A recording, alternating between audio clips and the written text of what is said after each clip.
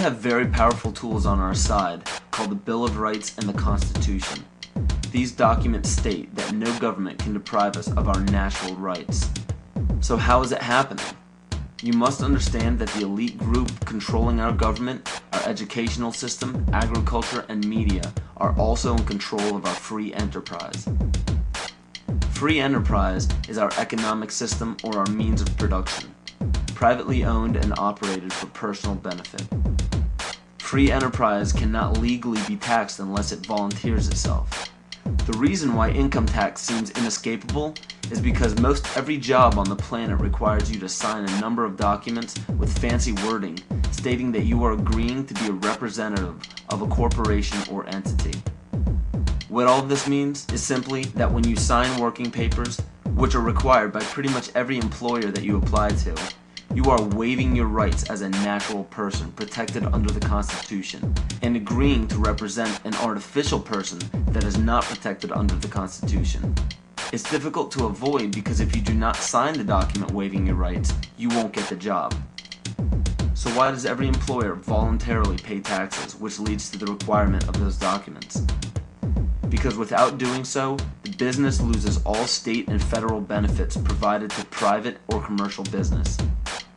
And furthermore, most people simply accept the mistruth that income tax is required by law without investigating it. When your name is presented on a document with the first letter of your first and last name capitalized, it represents capitis diminutia minima, which occurs when a man's family relations alone were changed. It's a minimal loss of rights.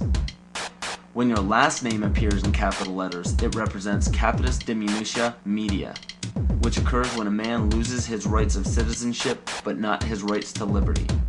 This means you can be fined and penalized but not enslaved or imprisoned. But when your entire name is capitalized on any document, it represents capitis diminutia maxima, which states that a man's condition changes from freedom to bondage. All rights of citizenship and family rights are surrendered.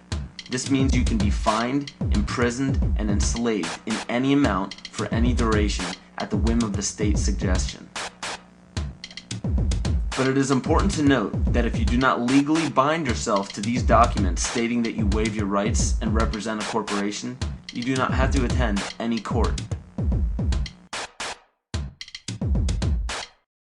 There are two kinds of law on the earth, as I've said. One is called civil law, which is the law of the land, and one is called maritime admiralty, which is called the law of water. The maritime admiralty is banking law.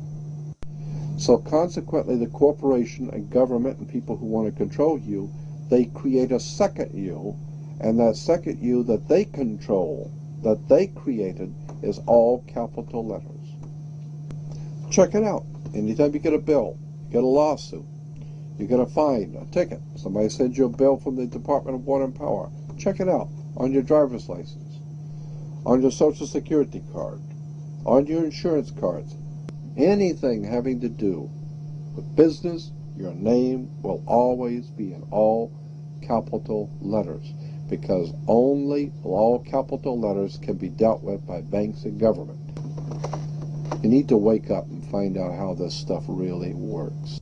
Because once you understand that you don't need to submit yourself as an American to a British commercial venture called courts. You're an American. You don't need to go to court. There's nobody. You only go to court because you agreed to go to court. When they send you a subpoena to court or a summons to court, and they've sent you something, you look at it and say, hey, Jack, that's not me. That's in all capital letters. All capital letters is a corporation. Those who are charged under these maritime admiralty courts usually don't understand that they are voluntarily being fined and imprisoned.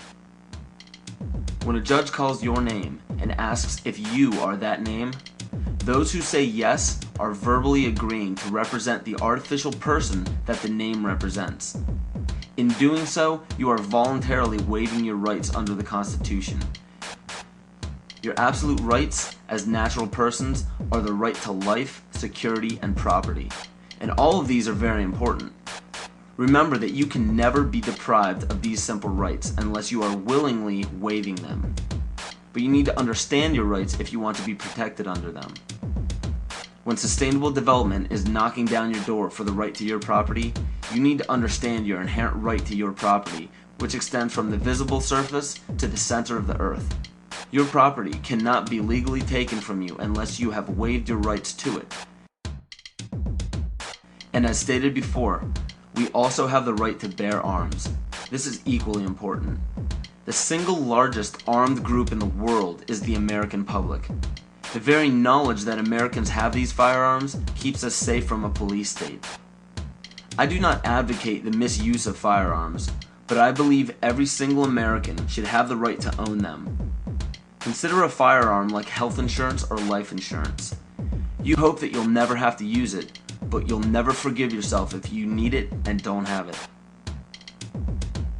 And my suggestion, if I were being asked my opinion as to what we might want to do, my suggestion is this: don't ever give up your firearms. A couple of years ago, my parents and I went to a cafeteria in Texas on a bright sunny day. We weren't in a dark alley where we weren't supposed to be. And as you all know the story, this madman drove his truck through the window. And he began shooting. Well, immediately, my father and I got down on the floor and put the table up in front of us. And this guy kept shooting. And you're thinking, what could it be? Is it a robbery? That's the first thing that generally comes to mind. And he keeps shooting. It took me a good 45 seconds to realize that this man wasn't there to commit a robbery. He wasn't there for a hit. He was there to simply shoot as many people as he possibly could. I can tell you that I'm not mad at the guy that did this. As he continued, it was obvious that he was a madman. My father at that point said, I've got to do something. I've got to do something. He's going to kill everybody in here. And he rushed the man. No way. The guy turned, shot him in the chest. He went down, was obviously mortally wounded. For whatever reason, that made the man change directions and go off to my left. Shortly thereafter, someone at the back of the restaurant broke out a window. When I saw what looked like an opportunity to escape, I turned around and I grabbed my mother by the shirt and I said, come on, we've got to run, we've got to get out of here. And then my feet grew wings and I was out the back window. As soon as I got out, I realized that my mother had not followed me out. And as I learned from the police officers, she had crawled over to where my father was and cradled him until the guy got back around her, put the gun to her head. She looked up at him, put her head down, and he pulled the trigger. My parents had just had their 47th wedding anniversary. She wasn't going anywhere. As I mentioned, I'm not really mad at the guy that did this. And I'm certainly not mad at the guns that did this. They didn't walk in there by themselves and pull their own triggers. The guy that did it was a lunatic. That's like being mad at a rabid dog. I'm mad at my legislators for legislating me out of the right to protect myself and my family.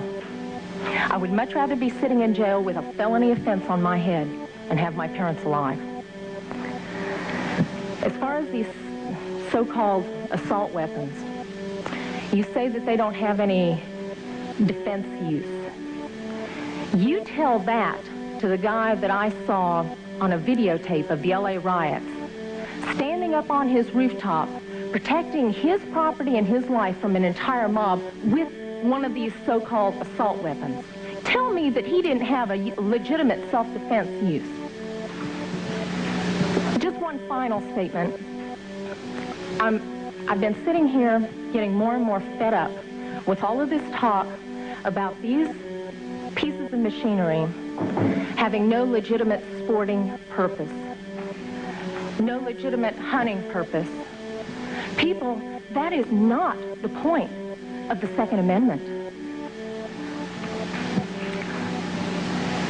The Second Amendment is not about duck hunting.